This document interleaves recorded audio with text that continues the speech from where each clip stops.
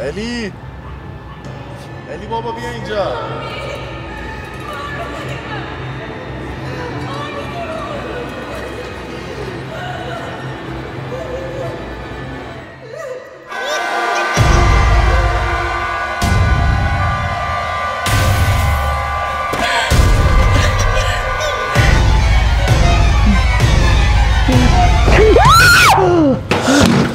باز چی شده؟